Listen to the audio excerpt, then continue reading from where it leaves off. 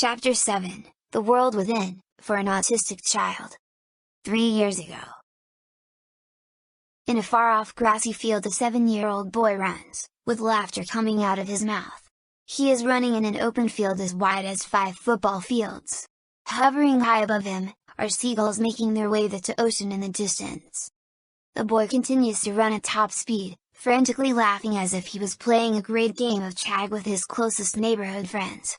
The boy's name is Seraphine, about 4 foot 7 inches, bright red hair that is straight just above his neck, with a fringe and freckles upon his nose. You will always find Seraphine playing in this field, laughing away, rolling in the grass and at times climbing an occasional tree. The boy continues to run, through the 3-foot blades of grass, with yellow daisies, dotted about the plain. Suddenly the boy looks to his side and smiles, then he squints his eyes and starts to run even faster. Just then, to his left, a big creature about 8 feet in height catches up to Seraphine, and looks him dead in the eyes. The boy continues to run, but the beast runs even faster. The beast looked fierce. Face like a gargoyle, big slanted glowing white eyes, and ears like a bat. His body looked human, over-muscular, with huge claws for toenails. And he had wings. The beast squinted and then stared forward, as if he was racing Seraphine. The boy continued to run, with the winged beast just a few steps behind. I think the boy and this gargoyle beast are friends. Up ahead, a cliff was approaching. But Seraphine did not slow. The cliff was so high that you could only see the horizon of the gleaming ocean ahead. Seraphine pulled ahead of the beast a few more steps. He was excited to run towards the towering cliff.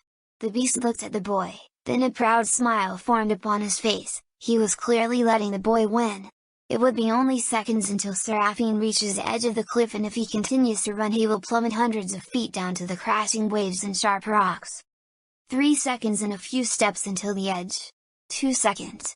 1 second. Seraphine jumped off the edge of the cliff and disappeared. The gargoyle beast followed behind and disappeared off the edge of the towering cliff. The boy was falling but did not seem to be afraid, he just laughed even harder. Then, the beast shot past Seraphine, with wings folded, like a hawk diving for prey. He flew about 20 feet below Seraphine, then spread his wings to slow his dive. The boy landed right on top of the beast's back. Seraphine! Seraphine? Seraphine! A lady's voice then came out of nowhere, drowning out the beautiful sounds of ocean waves crashing, and seagulls singing. All of a sudden the boy was sitting in a doctor's office, sitting at a table with a woman sitting across from him, calling his name. Seraphine! The boy just stared at the woman. He then looked slightly to his left and his mother was sitting next to the doctor woman staring back into his eyes. He is never going to talk, is he, doctor? His mother said in worry. We are just not making any progress with him, said the doctor. He seems to be drifting off even more lately. You really have to be patient with this autism.